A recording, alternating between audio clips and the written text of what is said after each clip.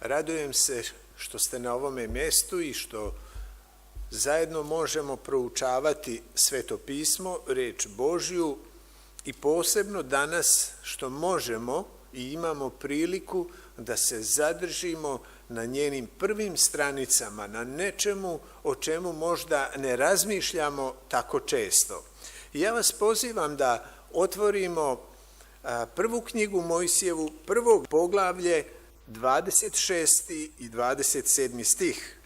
Potom reče Bog da načinimo čovjeka po svome obličju kao što smo mi, koji će biti gospodar od riba morskih, od ptica nebeskih i od stoke i cijele zemlje, od svih životinja što se miču po zemlji.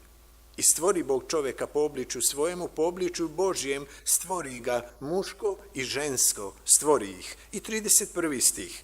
Tada pogleda Bog sve što je stvorio i gle, dobro beše veoma. I bi veče, i bi jutro, dan 6.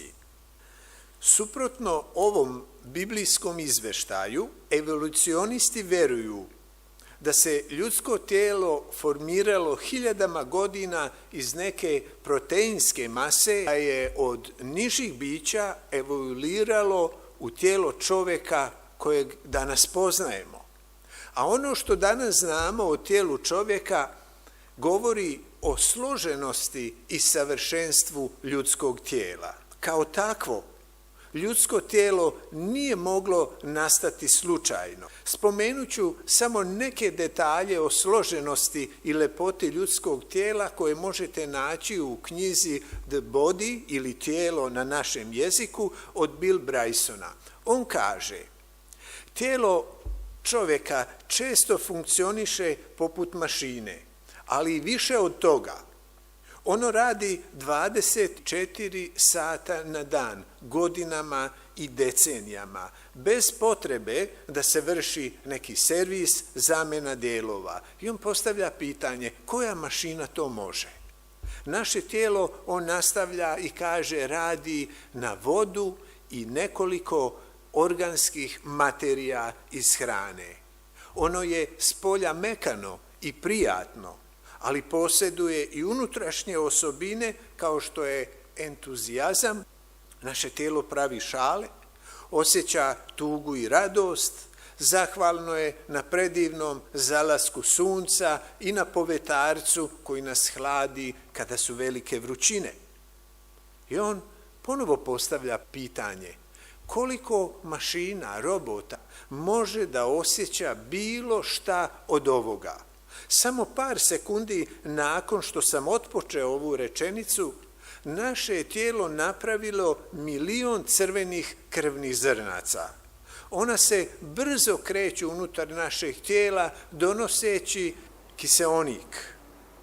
150.000 puta obavlja istu funkciju, a nakon tih 150.000 puta ova crvena zrnca istrošena dobrovoljno dolaze ka ćelijama koje će ih tiho uništiti za dobrobit cijelog tijela.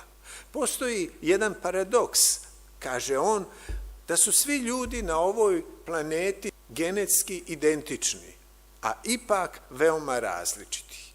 Ceo ljudski rod koristi 99,9% iste kodove DNK, a ipak pored tih istih elemenata vi ne možete naći dva ista ljudska bića. Svu razliku među nama Bog pravi od onog 0,01%. I u tome se ogleda Božja veličina. Vidite, taj Bog stvara Adama i Evu, ono što smo čitali na početku i ceo život na ovoj zemlji. 6. dana Adam i Eva prisustvuju primopredaji planete jer je Bog rešio da sve što je stvorio da na upravljanje Adamu i Evi, uz opasku da zemlju rade i čuvaju. Postavlja se pitanje šta je bila kruna ili to završno delo Božjeg stvaranja. Taj izraz mi nemamo u Svetom pismu, u Bibliji, ali s pravom možemo taj izraz koristiti, jer kako kaže naš narod, svako djelo, tako je, konac krasi. Šta bi bila kruna stvaranja? Obično ljudi odgovaraju čovjek kao najsavršenije biće, ali je zato moje drugo pitanje, da li je čovjek bio kruna stvaranja pre ili nakon Evinog stvaranja? Znamo da je Bog napravio nadogradnju, jer je izjavio nije dobro da je čovjek sam. Eva je stvorena posle Adama. Da li je bio čovjek kruna stvaranja dok je bio sam ili nakon Evine pojave? Nije loše da postavimo i drugo pitanje, a to je da li su Adam i Eva posljednji čin stvaranja na ovoj planeti. Vidite, da bih ovo malo bolje objasnio, uzet ću primjer torte. Da, ima li neko ovdje ko ne voli tortu? Da li je torta završena onda kada se na nju stavi šlag kao posljednji čin, posljednji materijal i na vrh se stavi jagoda? I više nemate ništa raditi da bi torta bila torta. Ona je torta. Ili je torta završena kada sve ovo uradite i na nju napišete kome je i od koga je. Šta je smisao torte? Je li to smisao torte? Od čega je napravljena, od kog materijala ili kome je namijenjena i od koga je? Tekst na njoj je tu da te podsjeti na osobu koja te voli, kojoj je stalo do tebe, koja želi da ti da do znanja da misli o tebi. Dakle, imamo tek stvoren bračni par. Dobili su život od Boga. Šta su sljedeće dobili? Šta kaže Bog? Da načinimo čovjeka da bude gospodar od zemlje, od ptica, od svega što je stvoreno. Imamo darodavca. Ko je darodavac? Bog. Imamo dar. Šta je dar? Zemlja i sve što je na njoj. I imamo onog kome je taj dar namijenjen, a to su Adam i Eva. Šta nam fali? Pa fali nam tekst. Od koga sve ovo i kome? Fali nam kruna stvaranja. Tekst kao podsjetnik od koga su dobili. Fali nešto što nije prolazno, što će podsjećati ljude da sve što imaju je dar od Boga. Čovjek ne može biti kruna stvaranja. Zašto? Na šta liče današnje generacije ako ih poredimo intelektualno pa i fizički sa prvim bračnim parom koji je stvoren? Mi se rađamo već bolesni. Mi smo patuljci u odnosu na njih. 10 puta nam je život kraći u odnosu na prvi bračni par. Mi se raspadamo i prolazimo. Kruna stvaranja mora biti nešto što traje. Nešto što nije poput čoveka. Vidite, ovo je bila generalna slika onog što se dogodilo prilikom stvaranja. A detalji su nam potrebni da bismo došli do odgovora šta je kruna stvaranja i čemu čovjek i život na ovoj zemlji, zašto ga je Bog dozvao u postojanje. Zato vratimo se Svetom pismu, istim događajima sa prvih stranica, ali ih pogledajmo sada iz jednog novog ugla. Dakle, istu stvar gledamo iz novog ugla. Tekst kaže da je sve bilo veoma dobro. Priroda, voće, ptice, životinje, sklad, mir među svima. I konačno, Bog stvara čovjeka. I Adam se budi i ne zna ništa. Ne zna ni ko je, ni šta je. I prvo što vidi Boga koji ga je stvorio. I normalno postavlja pitanje, ko si ti? I na kraju, a ko sam ja? I tada mu Bog predstavlja sebe. I predstavlja mu edemski vrt i daje mu prvi zadatak. Šta je bio prvi zadatak? Da imenuje sve životinje, tako je. I sve ptice, da svima da ime. I Adam to radi. Ali dok on to radi, Adam nešto zaključuje, da sve te životinje dolaze u parovima. Malo čudno, zar ne? Da li je pomislio, a ja sam sam? Ali znate šta? Bog vidi šta je u Adamovom srcu i u Adamovim mislima. I kao odgovor na Adamove misli, Bog, kaže Biblija, pušta dubok san na Adama i kad se Adam budi, on čuje da neko razgovara sa Bogom. Molim vas, pokušajte se prisjetiti. Ujutro kada se budite, kako se budite? Obično postajete svesni sebe. Da ste spavali, da ste se odmorili ili niste, počinjete slušati da li se neko kreće u kući ili stanu, da li vana pada kiša ili se čuju ptice. I tako prvo slušate, a tek nakon toga otvarate oči. I Adam istu stvar, posle ovog dubokog sna, on sluša.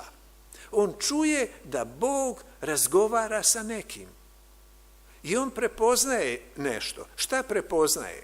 Da Bog izgovara one iste reči kada se on probudio nakon stvaranja prvi dan njegovog života. S kime to Bog razgovara?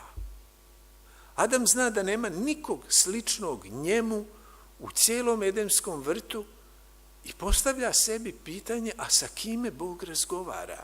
I Adam kreće prema mjestu gdje Bog razgovara sa neznancem. Zamislite Adama kada je video Evu. Mora da je pomislio, pa ja ovu pticu nisam video u Edenskom vrtu. Gdje li se krila? Koje oduševljenje je bilo od njemu? Žurio je da se upozna sa ovim tako zavodljivim gostom. Adam nije morao ništa reći. Znate, Bog je uvijek korak ispred nas.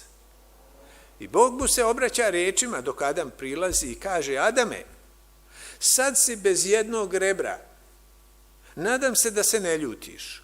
Uzeo sam ti to rebro dok si spavao, da bi stvorio ovo predivno biće da zauvek bude sa tobom. Ti si nju stvorio za mene. Da, kaže Bog, jer nije dobro da čovjek bude sam. Možemo li zamisliti Adamovu reakciju? Jedno rebro za ovako nešto nema problema. I dva rebra.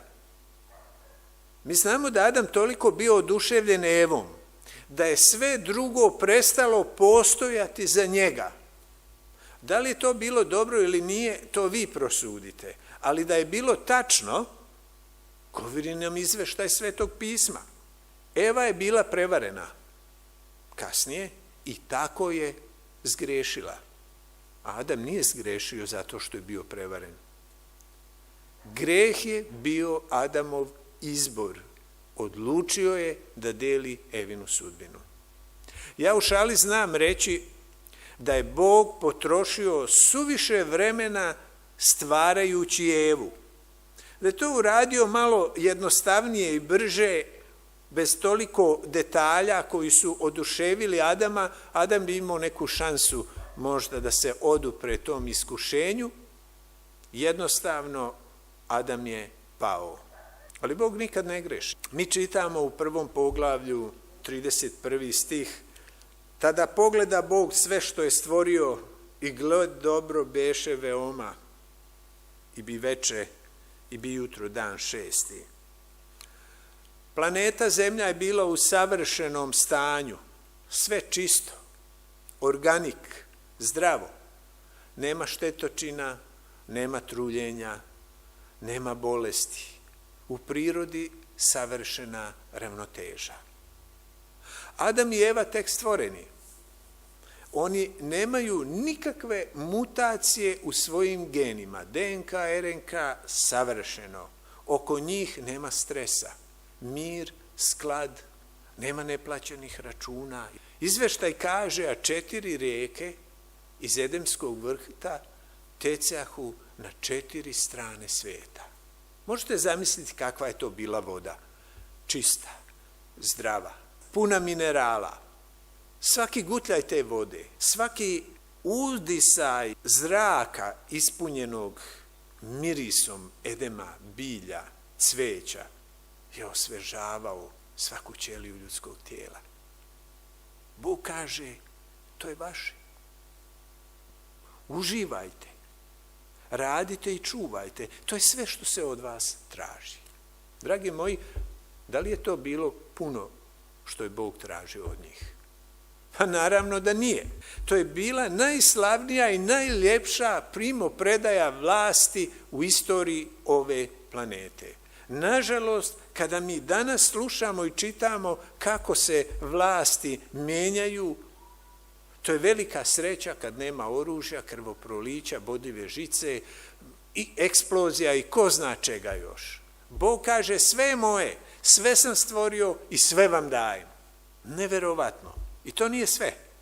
Pogledajmo isti događaj na samom početku iz jednog novog ugla. Čitamo sad u 2. glavi prve knjige Mojsijeve 8. i 9. stih. I nasadi Gospod Bog vrt u Edemu na istoku i onda namesti čoveka koga stvori. I učini Gospod Bog, te nikoše iz zemlje svakojaka drveta, lepa za gledanje i dobra za jelo, i drvo od života usred vrta i drvo znanja dobra i zla. Sve savršeno u Edemskom vrtu. Šta će im još ovo drvo? Jeste razmišljali o tome? Zar Edemski vrt nije bio dovoljan da im bude lepo? Rod drveta je služio za šta? Tako je, da večno žive. Šta im je Bog mogao još dati? Evo mi čitamo, ići ćemo sad je samo jedan korak naprijed, a ponovo ćemo se vratiti. Nakon njihovog pada, u 3. poglavlju 22. stih, i reče Gospod Bog, eto čovjek postakao jedan od nas, znajući šta je dobro, što li zlo. To je kad su zgriješili. Ali sad da ne pruži ruke svoje i uzbere s drveta od života i okusi, te do veka živi. To znači da živi za uvijek. Dragi moji, drvo života je davalo Adamu mogućnost i Evi da žive večno. Pogledajte šta im je Bog dao. Drvo života da žive večno. Edenski vrt da žive zdravo. I nepostojanje zla i grijeha da žive srećno. Da li je nešto nedostajalo? Je li im nešto falilo? Ako jest, šta je to? Evo ja želim da se samo za 1 minut bavimo matematikom. Da se malo probudimo i da vidimo varijante. Po ovom 22. stihu, u grešnom stanju, ako bi čovjek jeo sa drveta života, koliko bi živio? Do veka. U bezgrešnom stanju, da Adam i Eva nisu zgrešili, a da su jeli sa drveta života, koliko bi živjeli? Pa isto, tako je, živjeli bi do veka, ali imamo 3. varijantu. U grešnom stanju, i to je ono što im se dogodilo, bez drveta života, jer ih je Bog isterao iz Edemskog vrta, koliko su živjeli? Između 900 i 1000 godina. Vidite koliko je čovjek bio tad u boljoj kondiciji, u boljem stanju, zdraviji i okolnosti i sve drugo. Skoro 1000 godina. I sad je jedna pretpostavka. Da su ostali u bezgrešnom stanju, a da nisu imali drvo života, koliko bi živjeli? Pa mi ne znam.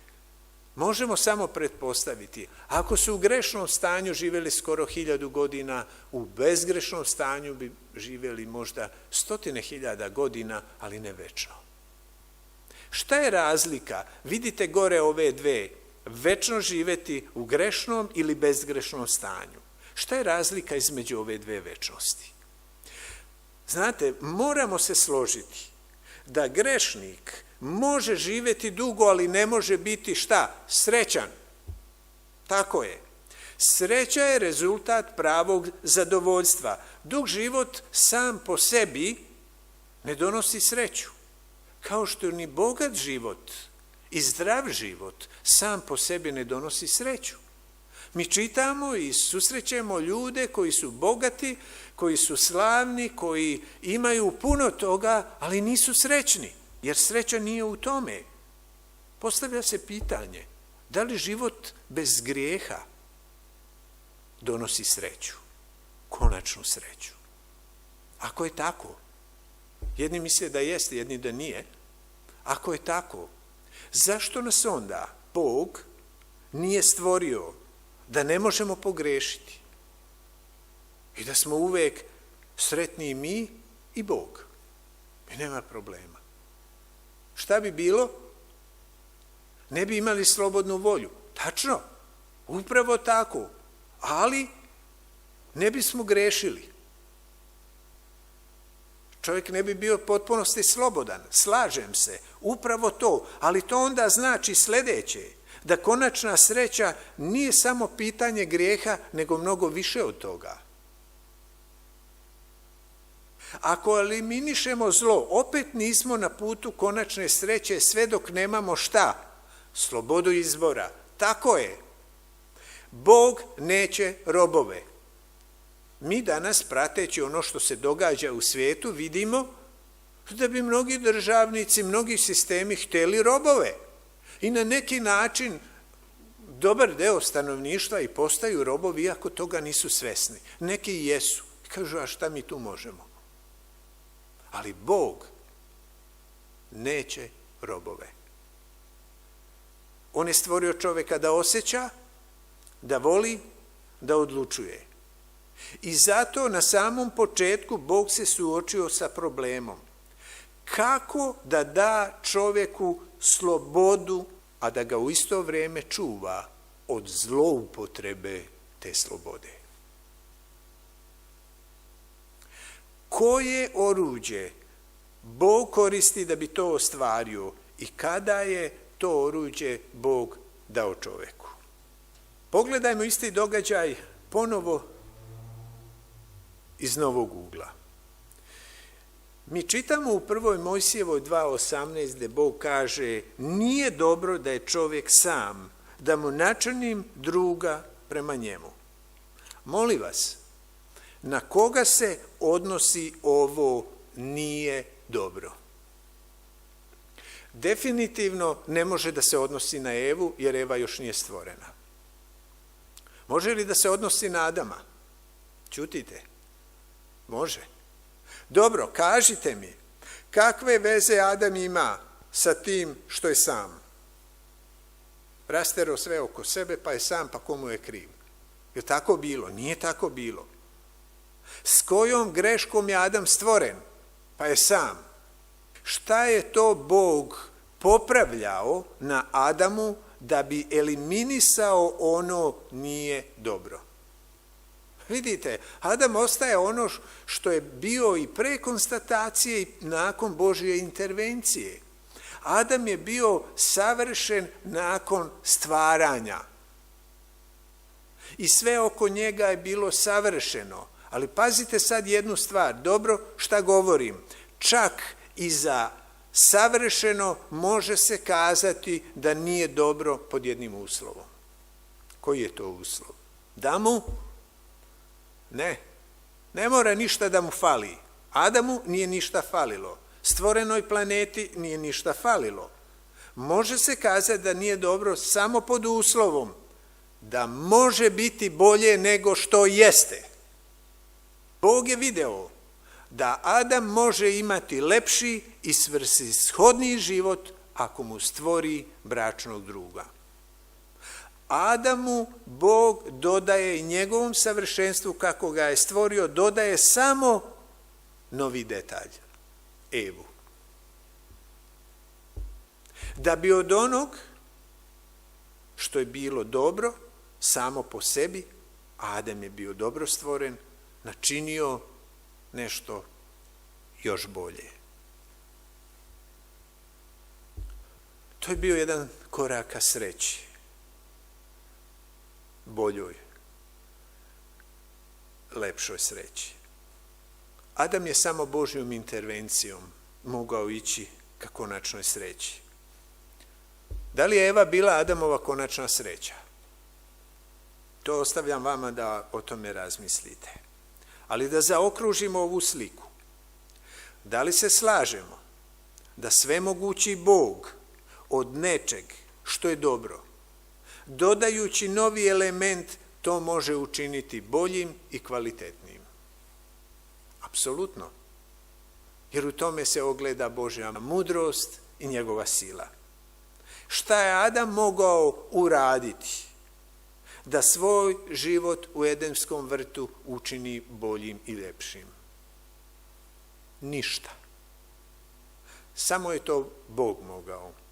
I Bog je to uradio 2 puta u Edenskom vrtu.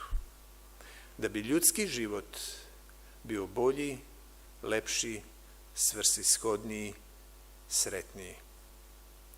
Prvi puta je uradio kada je Adamu stvorio Evu. A kada je uradio drugi puta, to mi vi kažite.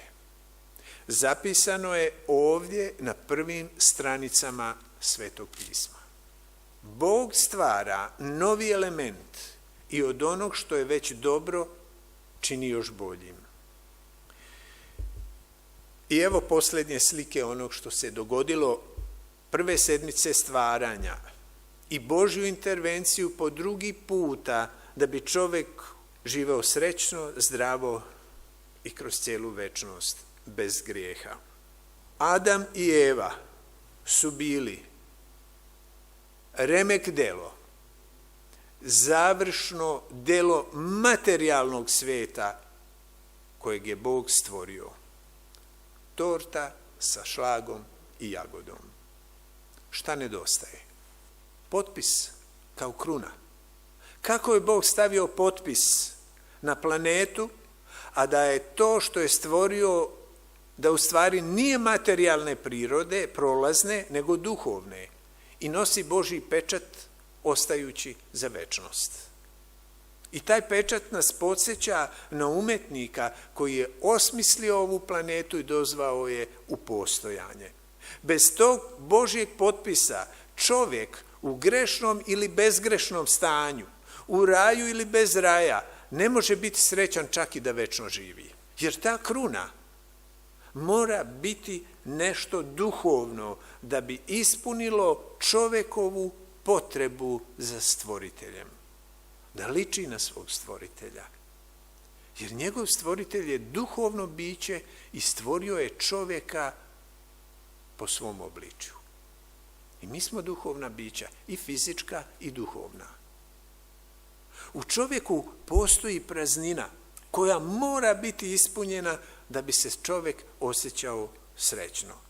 Vidite, isto kao što je Adam imao potrebu za Evom, čak i onda kad nije znao šta mu nedostaje. Nije Bog njemu dao Evu 2 nedelje, pa je onda sakrio. Adam, jel ti fali nešto? Pa ne fali ništa, pa stvarno. Adam imao osjećaj potrebe za Evom, čak i ako nije znao za njeno postojanje, ona nije ni postojala. Tako čovjek ima potrebu za Bogom. Čovjek može imati sve na svijetu, sva bogatstva, ali ukoliko je duhovno prazan i nema kontakt sa Bogom, čovjek je nezadovoljan i nesrećan. Vidite, Bog je stvarao 6 dana. Izveštaj kaže da je na kraju sve bilo dobro. Primopredaja završena i pre nego je Bog ostavio prvi par i otišao, okrenuo se i pogledao sve to. I vidi, još nešto nedostaje. On vidi da je potrebno još jedno stvaranje, da od dobrog i savršenog što je tu može biti još bolje, a da bez toga čovjek neće biti srećan. Bog vidi da sve što je stvorio, Edem, drvo života, Evu, konačno sve to zajedno čovjeku bez Boga u konačnom smislu postaje besmisleno. I Bog se našao u nedoumici kako da im da sebe. Jer bez njega u konačnom smislu čovjek ne može biti srećan. Kako da im da sebe? Kada je sve bilo gotovo, evo šta Bog radi. Bog stvara ponovo nadogradnju, stvara vrijeme i odvaja novi dan u kome neće ništa stvarati, nego će ga provesti zajedno sa svojim stvorenjima. Bog i čovjek, da bi oni mogli biti konačno srećni. I mi to čitamo U 1. Mojsijevoj 2. glavi od 1 do 3. Tako se dovrši nebo i zemlja i vojska njihova. I svrši Bog do 7. dana dela svoja koja učinu. I počinu u 7. dan od svih dela svojih koja je učinio. I blagoslovi Bog 7. dan i posveti ga, jer u taj dan počinu od svih dela svojih koja učini. Dragi moji, zapamtite ovo. Bog se obavezao da će taj dan u njegovom kalendaru zauvek biti crveno slovo. Bog počiva na 7. dan i kroz cijelo Sveto pismo poziva svoja stvorenja, poziva čovjeka da počiva i on u taj dan, da budu zajedno. Bog, tvorac svemira, se obavezao da će to vrijeme provesti sa tobom i sa mnom. Nije li to vredno divljenja? Poštovanja? Čovjek treba svog tvorca. I tvorac kaže, imate moje vrijeme, zvaću ga šabat, odmor. Tvrdnja da je šabat dat Jevrejima nije istinita.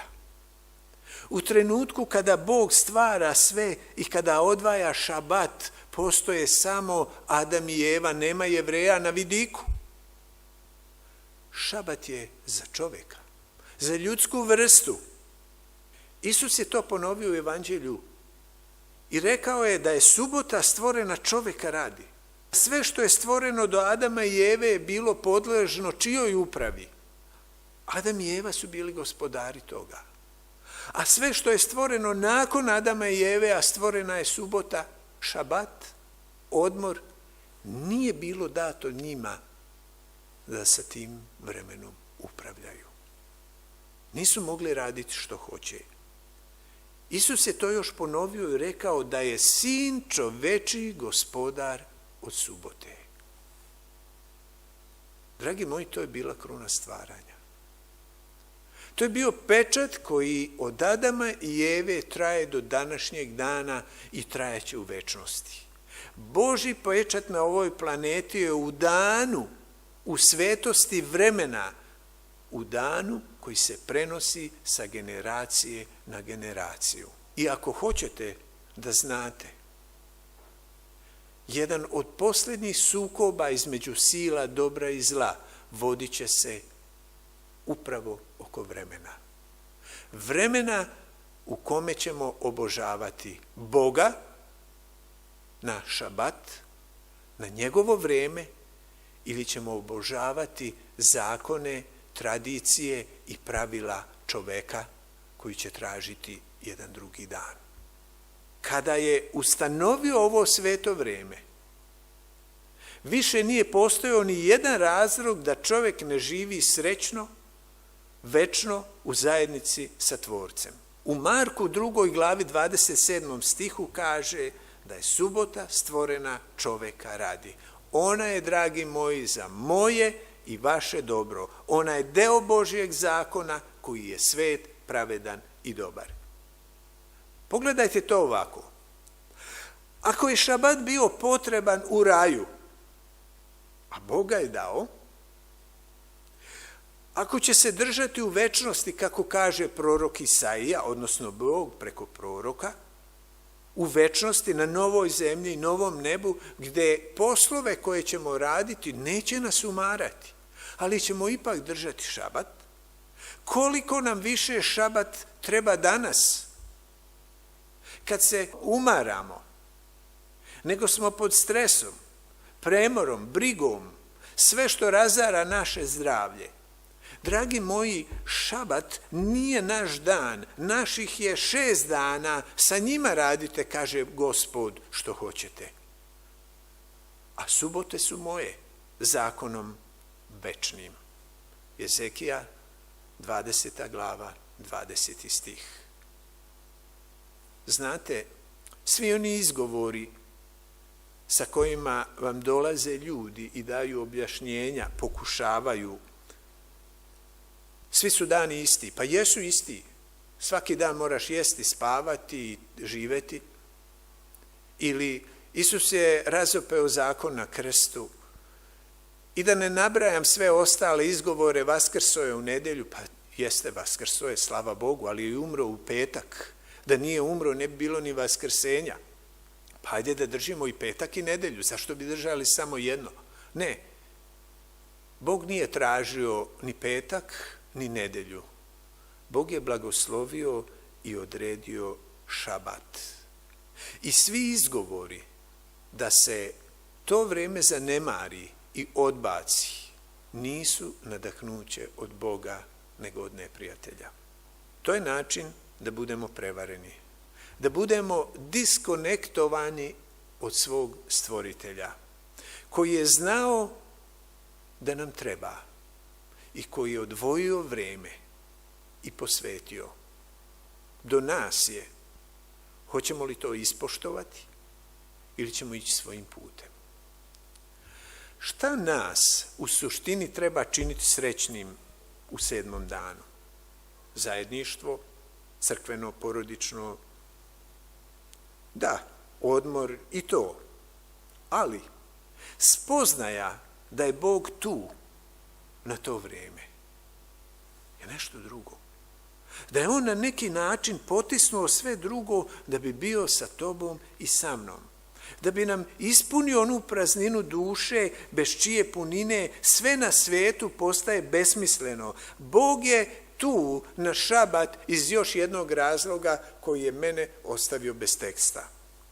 Tvorac svemira želi moju i vašu prisutnost. Naša prisutnost na šabat, poštujući to vrijeme, Boga čini srećnim. Jeste nekad tako razmišljali? Postoji nešto što čovjek može da učini za svog stvoritelja, a to je da dođe na njegovo vrijeme i da mu se pokloni i da mu oda slavu. Da mu kaže hvala ti Bože za sve što imam, što jesam i što ću biti kroz tvoju milost i žrtvu. Pogledajte, Eva je stvorena za Adama, je tako? Šabat stvoren za Adama i Evu za ljudski rod, a ljudski rod Bog stvara za sebe. Da, to kaže Biblija. Ovo mi nisam razmišljao ranije na ovaj način. Bog me je stvorio za sebe. Mi nekada stvaramo mizeriju od svog života, ne zato što nas pogađaju bolesti i nevolje, nego zato što se odvajamo od stvoritelja ne poštujući sveto vrijeme na ovaj ili na onaj način. Vidite, sam boravak na šabat u crkvi ne znači da sam konektovan sa Bogom. Možda sam bolje konektovan ovdje danas sa Facebookom, s internetom, sa ko zna kojom platformom. Bez obzira da li smo morali ostati kući, ako smo morali, ili smo došli ovdje, suštinsko pitanje ostaje: da li je onaj duhovni deo naše prirode danas nahranjen? To je suštinsko pitanje. Da li sam sreo Tvorca i šta je bila njegova poruka meni? Ne nekom ovdje drugom, meni. Ako je do susreta došlo, ja moram danas otići kući kao druga osoba. Ja ne mogu isti otići kući. I to će biti najlepše iskustvo u mom životu. Kada je to iskustvo car David doživeo, on u svom psalmu 42. peva i kaže: kao što košuta srna koja je žedna traži potok, tako duša moja traži Boga. Neverovatno. Čezne za tobom tijelo moje u 68. psalmu. Dragi moji, čovjek koji ne teži za Bogom i njegovom prisutnošću izgubio je Božje obličje u sebi po kome je stvoren. Čovjek je stvoren sa uzvišenim ciljem. Bog nas je stvorio za sebe. U Isaiji, knjizi proroka Isaije 43:7 kaže: sve koji se zovu mojim imenom i koje stvorih na slavu sebi sazdah i načinih. Bog nas je sebi na slavu stvorio. Preko Jeremije kaže da bi bili moj narod na slavu i hvalu i diku. Dragi moj, Bog želi da se hvali s nama. Zato Pavle kaže, ako jedete, ako pijete, ako drugo što činite, na čiju slavu da činimo? Svoju? Ne, Bogu na slavu činite. Zašto je to potrebno? U Rimljanima poslanici 3.23 on kaže, Pavle, svi su zgrešili, izgubili su slavu Božju. Bog želi da se ta slava u nas vrati. I zato sve što činimo moramo razmišljati kako činimo. Bog nije srećan gubitkom njegove slave u nama. I Bog čini sve da tu slavu vrati. I šta radi? Plaća veliku cenu kroz smrt Isusa Hrista. I tako otvara mogućnost da se ta slava vrati u mene i vas. U knjizi proroka Isaije postoji jedan tekst koji je neverovatan. U 60. poglavlju Bog objavljuje šta mu je cilj i namera sa čovekom koji dozvoli da Duh Božji boravi u njemu. Bog kaže, jer gle, mrak će pokriti zemlju i tama narode. Dragi moji, ovo možemo čitati ovako, jer gle, mrak je pokrio zemlju i tama narode. Ljudi je potamnio, ova planeta je potamnila od zla, od nasilja, od mraka, svake vrste, a tebe će obasjati Gospod i slava njegova pokazat će se na tobom. Dragi moji, kad je mrak najgušći, svetlo se najbolje vidi. Danas, u vremenu kada je mrak pokrio ovu planetu, Bog želi da se njegova svetlost vidi u tvom i mom životu. Sa ovim primjerom želim da završim. Za ljudski mozak se kaže da je najkomplikovaniji organ. Načinjen 75 do 80% od vode, ostatak čine masnoće i proteini. Mozak služi u mnoge svrhe i mnogi organi rade zahvaljujući funkciji mozga. Recimo, mi vidimo zahvaljujući mozgu. Oči samo prenose određene signale, informacije, a mozak stvara slike. Mnoge druge funkcije kao što je da pamtimo, osjećamo, mislimo, radi mozak. Od ukupne težine našeg tijela na mozak odlazi 2%. Ništa to ne bi bilo čudno kada ne bismo znali sljedeći podatak. Da naš mozak troši 20% ukupne energije koju unosimo.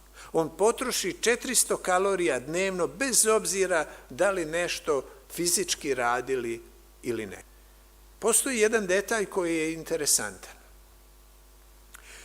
Kada naše telo dođe u određene okolnosti teške, gdje nema dovoljno hrane, šećeri i tako dalje, koji hrane naš mozak, telo osjeti da nema dovoljno.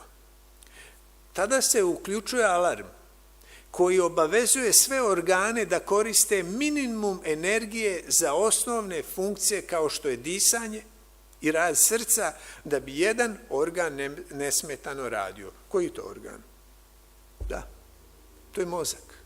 Mnogi postavljaju pitanje da li je opravdano da mozak troši toliko energije, 400 kalorija dnevno, bez obzira da li radi neki težak, umni posao kao što je filozofija, komponovanje, pisanje i tako dalje. Vidite, na ovo pitanje naš mozak nam ne može dati odgovor. Odgovor nam može dati samo onaj koji je konstruisao taj organ i dao mu specijalnu funkciju, a to je Bog. Ali postavlja se pitanje, zašto za stvoritelja ljudski mozak ima tako važnu ulogu da je svim organima dao zadatak da ga čuvaju i hrane? Možda se odgovor krije upravo u onom što se događa oko nas. Stručnjaci, psiholozi, doktori, pa i osiguravajuća društva upozoravaju. To je bilo pre svega ovog što se desilo zadnjih 1-2 dana, da će u narednih 10 godina uzrok invalidnosti broj 1, radi koje ljudi neće moći raditi, biti mentalne bolesti. Šta mislite sad nakon svega ovog? Hoće li se to ostvariti pre 10 godina? Evo, ovih dana slušam jednog kongresmena u Beloj kući koji iznosi podatak da je kod dece i mladih za proteklu godinu gojaznost, depresija, anxiety porasli za 90%. Šta mislite, da li je slično u drugim zemljama? Naravno da jeste. Postavite sebi pitanje, zašto se neprijatelj Boga i ljudi tako okomio upravo na najvažniji organ našeg tijela? Zato što se o našoj konačnoj destinaciji i sudbini odlučuje ovdje. Kojeg je Tvorac zaštitio na poseban način. Vidite, bitka za ljudski je otpočela još u raju i ona traje i dan danas. Bog je znao da u ovom svijetu punom toksina, moralnih i fizičkih i teoloških toksina, čovjek ne može opstati bez Boga. Ne može sačuvati svoj integritet. I Bog odlučuje da će se angažovati na poseban način. I to čini tako što stvara ekstra dan. Odvaja vreme od ostalih dana, posvećuje to vreme, blagosilja samo za jednu svrhu, a to je da bude sa tobom i sa mnom. Zato zapovijest kaže na šabat: ne čini što je tebi drago. Ovo je odvojeno i posebno vreme samo za jednu svrhu, a to je da ga provedemo sa Bogom. Ovo vreme pripada Bogu. I dragi moji, Bog, stvoritelj neba i zemlje, moj i vaš, čeka da vas i mene sretne na poseban način u ovom danu. Da nas iscijeli i mentalno i fizički i da nam da snagu za ono što dolazi. A Sveto pismo kaže da dolaze stvari koje nimalo nisu lepe niti lake. Da će doći vrijeme kakvo nikada nije bilo na ovoj zemlji. Bog želi da nas pripremi za to vrijeme, jer nakon tog vremena dolazi njegovo carstvo u koje želi da nas uzme. I još jednom, ceremonijalne subote, žrtvene sistemi, obredi su ukinuti na krstu smrću Isusa Hrista. Ali šabat iz Edema je 4. zapovest i to ostaje za večnost kao posebna veza između Tvorca i njegovih stvorenja. Bog kaže: hodite k meni svi koji ste umorni i natovareni i ja ću vas odmoriti. Dragi moji, naš odmor na njegov Božji dan je ne samo njegova zapovest, nego naša najveća potreba i prednost. Moja želja i molitva da tu prednost iskoristimo, a da ta potreba bude zadovoljena, da bismo svetleli u ovom tamnom svijetu, da bismo stajali za istinu i da bismo, živeći za Boga, bili blagoslov onima koji su pored nas. To je moja želja i molitva. Amin.